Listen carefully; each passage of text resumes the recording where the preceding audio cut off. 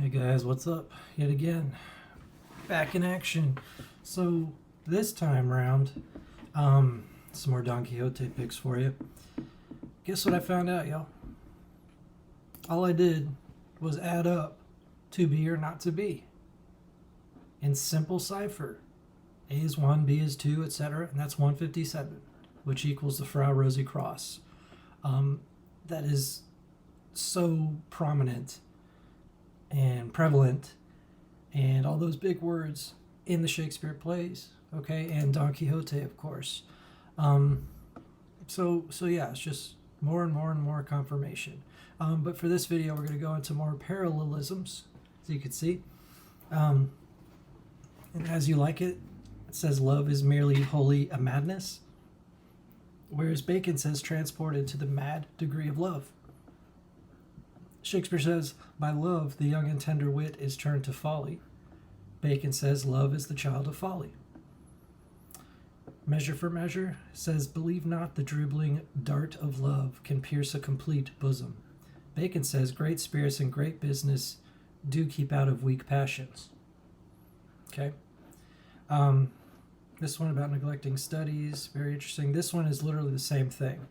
Two Gentlemen of Verona says the exact same thing that Francis Bacon said in a letter to King James. Love will creep in service where it cannot go. Same exact thing that he said to King James as the Shakespeare plays. They both mention garlic. They both mention honey and lily in the same exact phrases. And it says, and Shakespeare says, though they feed sweet as flowers, yet they poison breed. Where Bacon talks about that same thing. Where kine feed upon wild garlic, their milk tastes plainly of the garlic, and the flesh of the muttons is better tasted when the sheep feed upon wild thyme. Okay, so it's talking about that same idea, how whatever animals eat affects how they taste it. This one, Twelfth Night, virtue is beauty. Bacon says in the De Augmentis, virtue is nothing but inward beauty. Virtue is nothing but inward beauty. Same exact thing. Cymbeline, it says, behold divineness, no elder than a boy. Bacon says young men's counsels have more divineness. So divineness and youth being the theme there. Let's talk about Priam and his children, both in King Henry VI, as well as De Augmentis. And then in Shakespeare it says, whiles I am a beggar, I will rail and say there is no sin but to be rich. And Bacon says, they despise riches who despair of them. Same exact concept. All right, Coriolanus, when the sea is calm, all boats alike showed mastership in floating. In Bacon's Promise it says, anyone can manage a boat in calm weather. Same thing. All right. Hamlet, in Hamlet, Brutus says to the ghost, why comest thou? The ghost says, tell thee, thou shalt see me at Philippi. And Bacon's essay of prophecy mentions the same thing. A phantasm or ghost that appeared to M. Brutus in his tent said to them, thou shalt see me again at Philippi, because he's, of course, recounting the Julius Caesar biography. Both mention this term cockatrice. It's really cool. Not a common term. Sleep is the chief nourisher in life's feast, according to Macbeth. Even Bacon says sleep nourisheth. Crazy. Talking about sensuality is in the liver, the seat of sensuality. Same exact thing right there. Talking about augurs. The augur brought him word that the entails were not favorable. Entrails. Yeah. Same thing. Action is eloquence.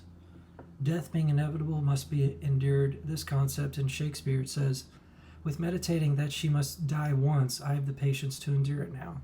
Bacon says, I mourn not for that end which must be so, which means he's taking it with patience, just as Julius Caesar.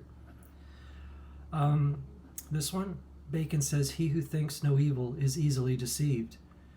And of course Shakespeare says, the more is of a free and open nature that thinks men honest, that but seem to be so, and will as tenderly be led by the nose as asses are, because he's so honest, because he's good. It's hard to pick up on deception. Okay. We got some more, don't you worry. This one talks about honorific abilitude natatabus, which also is 157 in Shakespeare's cipher. So it's another key. But Bacon says, cast aside bombast and words 1.5 feet long. So he's kind of making fun of it. And as you like it, the character Celia says, you must borrow me Gargantua's mouth first. 'Tis a word too great for any mouth as of this age's size. Okay. This next idea, Bacon's promise says, have recourse to a foreign war to appease parties at home. Where Henry the Fourth says, be it thy course to busy giddy minds with foreign quarrels. Okay, same exact ideas. All right, Shakespeare's Titus Andronicus, losers will have leave to ease their stomachs with their bitter tongues. Bacon says, always let losers have their words. You know, they'll... If someone is wrong, keep letting them talk. You know. This is literally the same thing. Of sufferance comes ease. That's in Bacon's notes as well. Right here, both talk about leaden sword or leaden points. They also talk about this obscure word, coloquintida.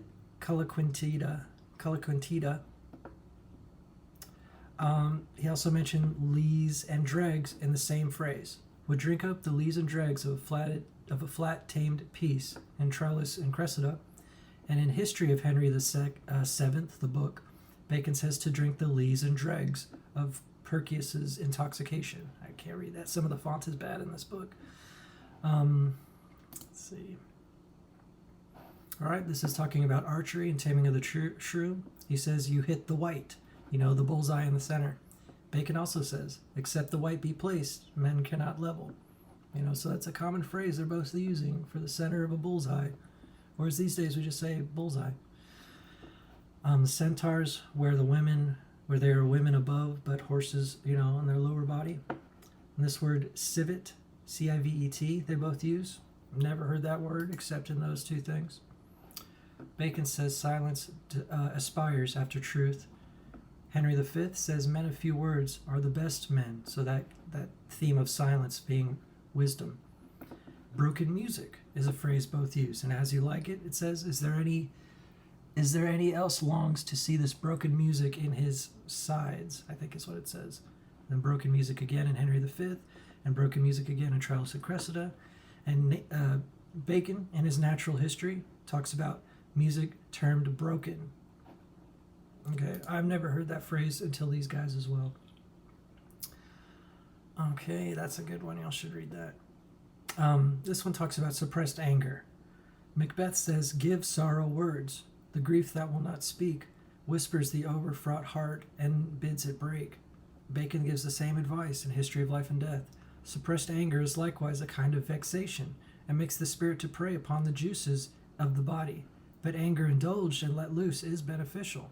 So, you know, that's what theater is for, is to get out emotions we don't normally experience in life or aren't, you know, brought in front of. This one in Hamlet, it says to hold as it were the mirror up to nature. Bacon says as well, God hath framed the mind of man as a glass capable of the image of the universal world, nature. Okay, money makes matrimony. And in Taming the Shrew, it talks about they married him for money. Both talk about Caesar's star in Henry VI and a letter to the king. It's all the same stuff, y'all. South Sea of Discovery. Bacon talks about how the part of the South Sea was utterly unknown in his New Atlantis fictional book.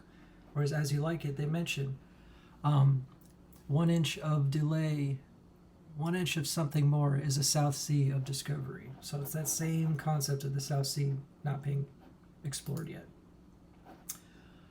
Let's see. This one. This is interesting.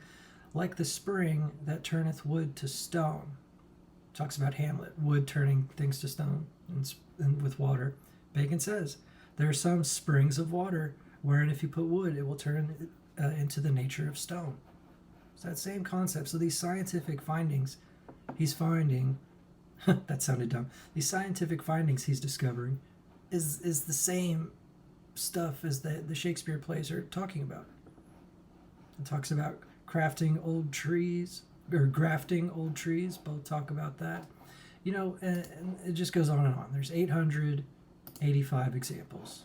Yeah, Sancho Panza equals bacon, all that fun stuff. So anyway, that's just more from your fellow cipherist. Hopefully y'all are waking up and picking up these profound truths. Because there's not much time. There's not much time left. To be or not to be. It's the same as Fra Rosi Crosse, which is the same as Quixote, which is the same as honorificabilitude natatibus. They're all 157 if you just add up the letters. So, my years of GEMATRIA, of Hebrew and Greek GEMATRIA, just basically, made me someone who's able to look at this kind of stuff, okay? Here's a good Emerson quote. Judge of your natural character by what you do in your dreams, okay? So you can't lie in your dreams, okay? Anyway, I'll end it on this. This is my second favorite Shakespeare edition, the Illustrated Stratford, because it basically has an image on every other page, and it's really cool. So yeah, y'all check that out. I got it for cheap at half price. You know how that goes. Anyway, yeah, there's more where that came from. Take it easy.